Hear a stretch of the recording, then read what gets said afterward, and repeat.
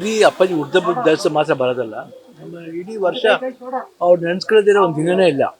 ಅದು ನೆನ್ಸ್ಕೊಳ್ತಾರೆ, ಅಪ್ಪಾಜಿ ಆಗಲಿ, ಅಮ್ಮ ಆಗಲಿ, ಅಪ್ಪು ಆಗಲಿ, ಅದಕ್ಕೇನು ಪರ್ಟಿಕ್ಯುಲರ್ ಡೇ ಬರಬೇಕು ಇಲ್ಲ, ಅದಕ್ಕೇನು ಅಂತಿಲ್ಲ. ಬಟ್ ಎಲ್ಲ ದಿನ ನೆನ್ಸ್ಕೊತಾ ಇರ್ತೀವಿ, ಪ್ರತಿದಿನ ನೆನ್ಸ್ಕೊತಾ ಇರ್ತೀವಿ. ಅದರಿಂದ ಬಟ್ ಇದಿದೆ, ಫೀಲ್ ಇದೆ. ಬಟ್ ಆದ್ರೂ ಬಟ್ ಅವ್ರು ನಾವು ಇಲ್ಲ ಅಂತ ನಾವು ಅನ್ಕೊಳ್ಳೋದಿಲ್ಲ. ಅವ್ರ ಜೊತೆ ಇರ್ತಾರೆ. ಇದೆ ಯಾವ್ದಾದ್ರು ಬರ್ತಾರೆ ನೆನಪಿರೋದು ಸಿಕ್ಕಾಪಟ್ಟೆ ನಿಮ್ ಕಡೆ ಗಿಫ್ಟ್ ಅನ್ನೋದು ಅಷ್ಟೇ ಇಲ್ಲ. ಮತ್ತೆ ಈ ವರ್ಷದ ಹುಟ್ಟುಹಬ್ಬಕ್ಕೆ ಮತ್ತೊಂದು ಸ್ಪೆಷಲ್ ಅಂದ್ರೆ ಮಗಳ ಪ್ರೀತಿಯ ಸಿನಿಮಾ ಆಕ್ಚುಲ್ ಆಗಿ ಕನ್ಸಲ್ಟ್ ಬಂದಂತ ಸಿನಿಮಾ ರಿಲೀಸ್ ಅದು ಅದೇ ಹೆಂಗೆ ಈ ಡೇಟ್ ಬಂದ ಸಿಕ್ಕಾಪಟ್ಟೆ ತುಂಬಾನೇ ಅದು ಫೆಬ್ರವರಿ ಬರ್ಬೇಕಂತಿತ್ತು. ಆಮೇಲೆ ನಾನು ಹುಷಾರಿದ್ದ ಕಾರಣ ನಾವು ಅಲ್ಲಿ ಹೋಗ್ಬೇಕಾಯ್ತು. ಅಲ್ಲಿ ಪಾಪ ಇದೀನು ಅಲ್ಲಿ ಬಂದ್ಬಿಟ್ಟಿಲ್ಲ. ಸೊ ಇಲ್ಲಿ ಇರ್ಲಿಲ್ಲ. ಸೊ ಅವಾಗ ಏನಾಯ್ತು, ಒಂದು 1 ಮಂತ್ 1.5 ಮಂತ್ ಪೋಸ್ಟ್ಪೋನ್ ಮಾಡಿದೆ ಅಂತ. ಕರೆಕ್ಟ್ ಅದು ಅಪ್ಪಾಜಿ ಬರ್ತ್ಡೇಗೆ ಬಂದು. ಸೊ ಮತ್ತು ಅದೇನೋ ರಿಲೀಸ್ ಆಗಿದೆ. ಒಳ್ಳೇದಾಗ್ಬೇಕು ಇಡೀ ಟೀಮ್ಗೆ ಅಂತ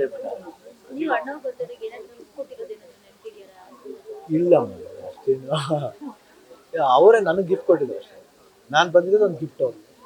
ಸೊ ಆ್ಯಕ್ಚುಲಾಗಿ ಪಾಪ ಈಗ 10 ವರ್ಷದ ಮಕ್ಕಳು ಇಲ್ದ್ರೆ ನಾನು ಬಂದಿದ್ದೆ. ಅದು ಐ ಥಿಂಕ್ ನನಗೆ ಅದು ಗಿಫ್ಟ್ ಅದು. ಇವತ್ತಿನ ಗಂಧದ ಗುಡಿ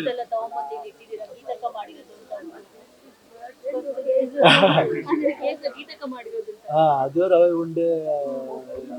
ಅದು ಲಾಸ್ಟ್ ಟೈಮ್ ಬರೋಕ್ಕಾಗಲಿ, ಆ್ಯಕ್ಚುಲಿ ಆಗಿ ಟೈಮ್ ಆಗಲಿ ಅಂದ್ಬಿಟ್ಟು ಮಾಡಲಿಲ್ಲ. ಅದಕ್ಕೆ ಜೊತೆ ಅಮ್ಮ ಅಪ್ಪು ಎಲ್ಲರಿಗೂ ಸೇರಿ ಮಾಡಿ ಗಂಧದ ಗುಡಿ ರಿಲೀಸ್ ಆಗಿರೋ. ಯಾಕಂದ್ರೆ 52 ವರ್ಷದಿಂದನೇ ವನ್ಯಜೀವಿ ಸಂರಕ್ಷಣೆ ಬಗ್ಗೆ ಯಾರು ಕೂಡ ಇಡೀ ಭಾರತೀಯ ಇತಿಹಾಸದಲ್ಲಿ ಯಾರು ಮಾಡಿಲ್ಲ. ಯಾರು ಮಾಡಲ್ಲ. ಇದು MP ಶಂಕರ್ ಥ್ಯಾಂಕ್ಸ್ ಹೇಳ್ಬೇಕಲ್ಲ. ಆ ಥರ ಒಂದು ಸಿನಿಮಾ ಅಪ್ಪಾಜಿ ಕೊಟ್ಟಿದ್ದಾರೆ ಅಂದರೆ ಒಂದು ಥಾಟ್ ಬಂದಿರೋದು. ಆ ವಿಜಯ ರೆಡ್ಡಿ ಡೈರೆಕ್ಷನ್ ಇರ್ಬೋದು, ಅದರಲ್ಲಿ ಮಾಡಿದಂಥ ವಿಷ್ಣು ಸರ್ ನಾವು ಜ್ಞಾಪಿಸ್ಕೋಬೇಕು, ಕಲ್ಪನಾ ಅವರು, ಅದು ಲಕ್ಷ್ಮೀ ದೇವಿ ಅವರು, ಎಲ್ಲರೂ ಎಲ್ಲ ದೊಡ್ಡ ದೊಡ್ಡ ಆರ್ಟಿಸ್ಟ್ಗಳು, ಬಾಲಕೃಷ್ಣ ಅವರು, ನರಸಿಂಹರಾಜು ಅವರು. ಅಯ್ಯೋ ಎಷ್ಟು ಜನ ಹೇಳ್ತಾ ಹೋದ್ರೆ ಭಾಳ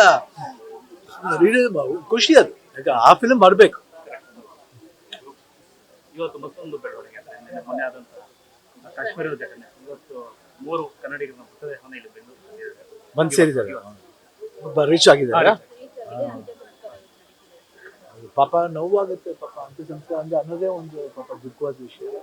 ಅಂದ್ರೆ ಖಂಡಿತ ಯಾಕೆ ಒಂದು ಹ್ಯುಮ್ಯಾನಿಟಿ ಇಲ್ವಾ ಇವ್ರಿಗೆ ಅಂತ ನಮ್ಗೆ ಅದೇ ಒಂದು ಸತಿ ಯೋಚನೆ ಬರೋದು.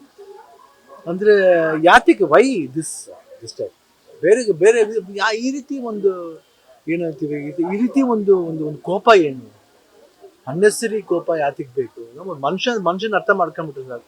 ಅಂಥ ಕಾಲದಲ್ಲಿ ನಾವು ಈ ರೀತಿ ಮಾಡ್ತಾ ಹೋದಾಗ ಈ ರೀತಿ ಉಗ್ರಗಾಮಿಗಳು ಅದಕ್ಕೆ ಖಂಡಿತ ಅದು ಖಂಡನೆ ಆಗಲೇಬೇಕು. ನಾವು ಅದೇ ಕೇಳ್ಕೊಳ್ಳೋದು, ಹೆಂಗಾದ್ರೂ ಅದು ನಿಲ್ಲಿಸ್ಬೇಕು. ಅದು 100% ನಿಲ್ಬೇಕು.